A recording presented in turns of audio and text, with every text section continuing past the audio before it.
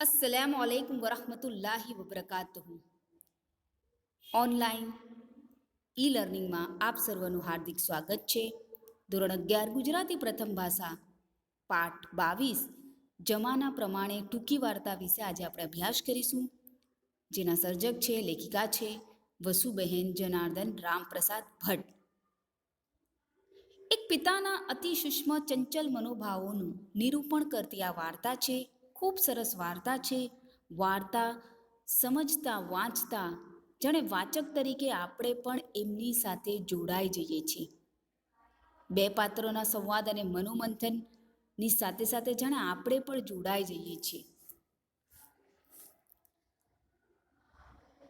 એક પિતાના અતિ સૂક્ષ્મ ચંચલ મનોભાવનું નિરૂપણ કરતી આ વાર્તા છે.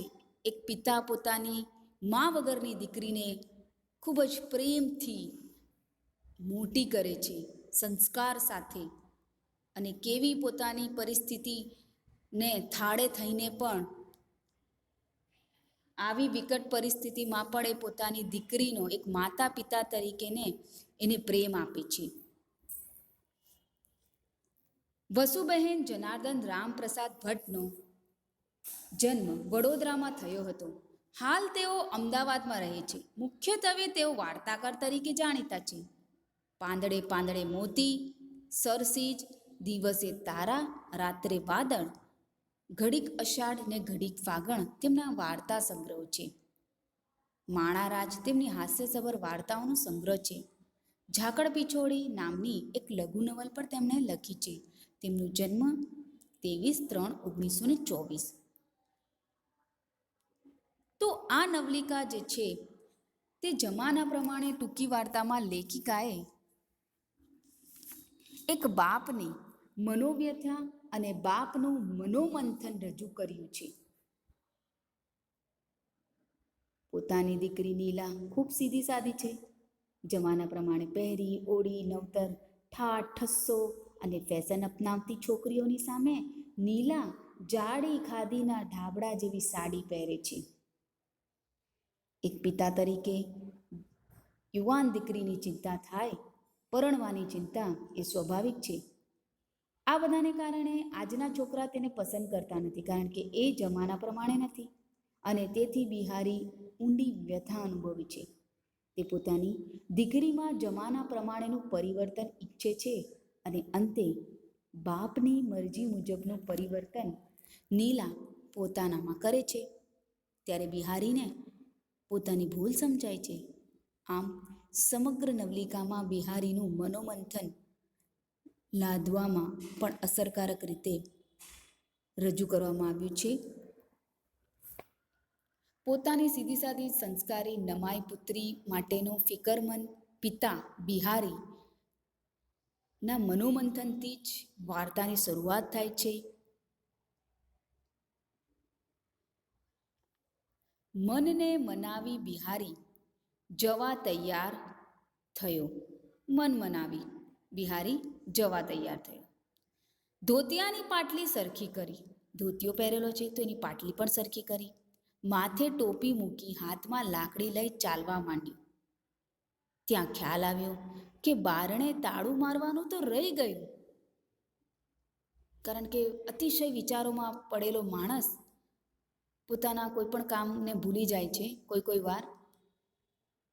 બારણે તાળું મારતા માંડ તૈયાર કરેલું મન ભાંગી પડ્યું.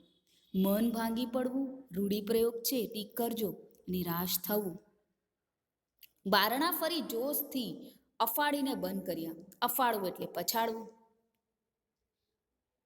બારણાની માફક મગજમાં અથડાતા વિચારોને રોકવાના પ્રયત્નોમાં એને સફળતામાં ન મળી. બારણા જેમ અથડાયા તેમ મગજમાં પણ વિચારો અથડાઈ રહ્યા છે, અને એને રોકવામાં એમને સફળતા ન મળી. મગજ થાકી ગયું અને પગ લથડિયા ખાવા લાગ્યા. પગથિયા પાસેનો થાંભલો પકડી તે ત્યાં જ બેસી ગયો.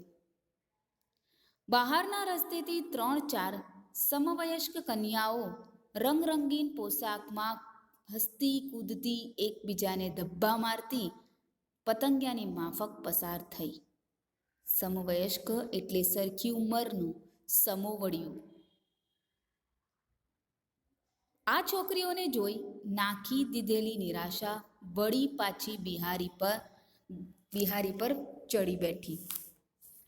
અહીં પ્રશ્ન પૂછાય છે એક વાક્યમાં. રંગરંગીન પોશાકમાં હસતી કૂદતી કન્યાઓને જોઈને બિહારીને શો વિચાર આવ્યો? જવાબ છે, રંગરંગીન પોશાકમાં હસતી કૂદતી કન્યાઓને જોઈને બિહારીને વિચાર આવ્યો કે નીલાને કોઈ બહેનપણી કે સૈયર નથી અને પહેરવા ઓઢવાનો કે હરવા ફરવાનો શોખ પણ નથી.